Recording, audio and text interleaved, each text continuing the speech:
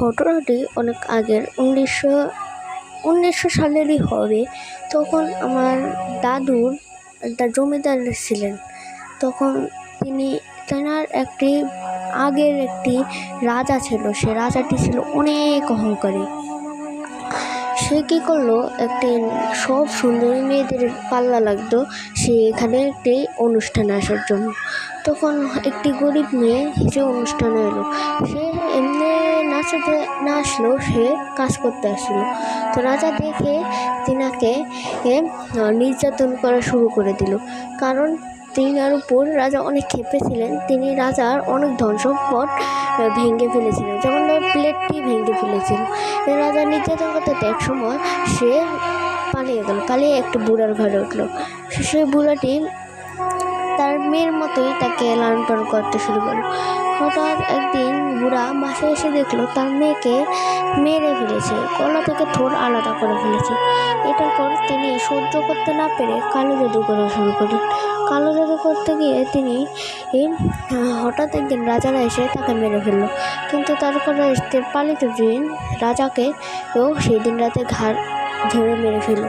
এমন করতে করতে সে অনেক খুন করলো।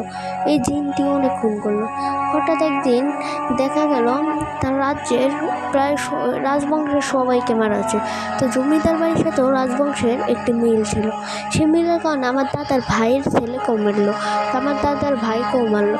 মারার পর দাদার একটি ছেলে বিদেশ থাকলো। বিদেশ থেকে আসার পথে একটি বট গাছের জঙ্গল পার হতে হয়। সে বট গাছের জঙ্গল যখন পার হতে যাচ্ছিল, দেখলো সাইডে একটি শ্মশানের সাথে একটি ওঝার বাসা। সে ওঝা নাকি অনেক যুদ্ধের পরে এসেছিল। তখন সে ওঝার কাছে গিয়ে বলল, দাদা আমার অনেক যেতে ভয় করছে, আপনি কি আমাকে একটু আগিয়ে দিবেন? তখন ওঝা বলল, তুমি যাও, তোমার কিচ্ছু হবে না।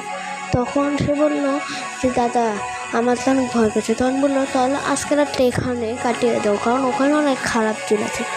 তখন সে কথা না শুনে রাগ করে হেঁটে যেতে লাগলো। হেঁটে যেতে যেতে সে হঠাৎ দেখলো একটা সাদা বুড়ো তার দিকে তেড়ে আসে, দাঁতটি বেরিয়ে আছে। তখন সে অনেক ভয় পেয়ে সে দৌড় দিতে যাবে, এমন সময় তার গলা চেপে ধরলে সে অনেক ভয় পেলে একটা চিল্লান দেওয়ার সাথে সাথে সে লুটিয়ে পড়লো। তখন চোখ মেলে দেখলো সে ওঝার ঘরে। ওঝা বললো, আমার কথা শুনিসনি? তাহলে মরার শখ জেগেছে তাই না? খুব এরকম ভারী কণ্ঠে যে আমার কথা শুন। তারপর আমার দাদা এসে আমাকে নিয়ে গেল। তখন একদিন দাদাকে আমি সব ঘটনা খুলে বলাই। দাদা বলল, আরে সর্বনাশ, সে ফিরে এসেছে। এটা বলে দাদা আমাকে নিয়ে দ্রুত গরু গাড়িতে উঠলো। তখন গরু গাড়িতে গিয়ে যখন আমরা নদীর ভিতরে উঠলাম, তখন গরু গাড়িওয়ালাকে সে মেরে ফেললো। মনে করেন গরু গাড়ির মাথায় এসে আমাদের নৌকার উপর পড়লো। তখন দাদা আমাদের 3 জনকে 3টি তাবিজ দিল সিন্ধুকের থেকে। তখন ওই মাঝিদের পেটে 2টো কনসেপ্ট বেঁধে দিল। কিন্তু মাঝিরা সেই জিনটির আলামত দেখে ভয়ে পেট থেকে কনসেপ্ট খুলে নদীতে লাফ দিল। তাদেরও রক্ষা হলো না, তাদেরকেও মেরে ফেললো। তখন দাদা বললো, ছি, আমি এত নিবন্ধ কাজ করলাম, আমার জন্য 3 জনের খুন হলো। তারপর সে ওই হুজুরের কাছে গেল, তার পরিচিত সে হুজুরও ছিল একটি জিন। তিনি তাকে বলল, শয়তান এখন দুর্বল আছে, তাকে মারা এখন খুব সহজ হবে। এটা বলে তিনি সেই জিনটিকে ডেকে বললেন যে তুই এখন কেন করছিস? তখন সে তুলপাড় শুরু করে দিল। তারপর সে হুজুরের গালে একটি আঘাত করলো। তখন ওই জিন হুজুরটি চেতে গিয়ে তাকে একটু বোতলে ফুটিয়ে দিল। আমাদের চোখ বন্ধ করে বোতলে সবাই বিসমিল্লাহ করে ফুঁ দেবে। সবার ফুঁকার জন্য জিনটির শক্তি আস্তে আস্তে নিমেষ হয়ে যেতে লাগলো। তারপর আমাদেরকে 3টি তাবিজে বললো, আপনারা নিশ্চিন্তে যেতে পারেন, এখন আমি সুস্থ। আর এখন সেই ছেলেটি সুস্থ, আমি বলতে সেই ছেলেটিকে বুঝিয়েছি, সেই ছেলেটি সুস্থ আছে। কিন্তু সে হঠাৎ মাঝের মধ্যে দেখে যে তার সামনে যে কালো বিড়াল চলে গেছে। এই সমস্যার কারণে তার একটা পাশের বাড়ির হুজুরেই তাকে একটি তাবিজ দিয়েছে। তারপরে তার মেয়ে হওয়ার সাথে সাথেই হঠাৎ তার মেয়ে সকালে উঠে দেখলো তার মেয়ের গলা খাড়া থেকে আলাদা।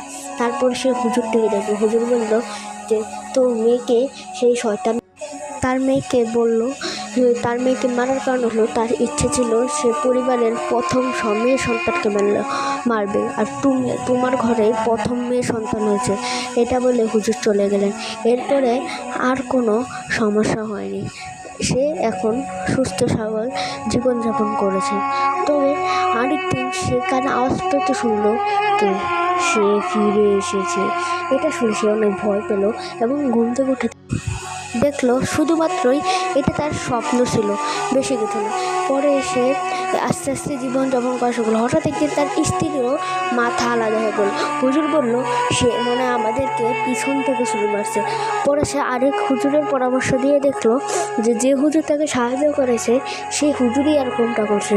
পরে সে হুজুরকে ডাক দিলে বলল, আমি ওর সাথে 3 বছর যাবৎ এর সাথে আমি কাজ করছি, আর তোমরা আমাদেরকে 1 মিনিট না। এটা বলে বিভৎস হাসি দিয়ে উধাও হয়ে গেল এবং তার জীবনের সমস্যা আবারও বাড়তে লাগলো এবং তার তাবিজগুলো খুলে ফেলে দিল এবং তাকে আরেক হুজুরে তাকে সাহায্য করে সেই দিনটিকে আবার একই নিয়মে বোতলও বলল। সে হুজুরটি এবার বোতলটিকে জঙ্গলে রেখে আসলো যাতে কেউ না পায় এবং তাদেরকে বলল, আপনারা এখন নিশ্চিন্তে থাকতে পারেন, সে জিনগুলো আপনাদেরকে আর কোনো ক্ষতি করতে পারবে না, আর যদি ক্ষতি করার চেষ্টা করে আপনি আমার সাথে আবার আসবেন। এটা বলে তারা চলে গেল। তারপরে বাসায় গিয়ে শান্তিপথে ঘুমালো। তারপর থেকে আর কোনো সমস্যা নেই। এভাবে করেই তাদের জীবনযাপন চলে যেতে লাগলো। তারপরে সে মাঝে মধ্যেই ভাবলে তার শরীরটা কেঁপে ওঠে। তো হ্যালো গাইস, আমি হলাম শিবলি। আমার এটা নতুন পেজ জাতির ছোট রাজা। তা আমার এরকম গল্প পেতে, এরকম নিয়মিত ভূতের গল্প পেতে আমার চ্যানেলটি এখনই ফলো করে দিয়ে যাবেন।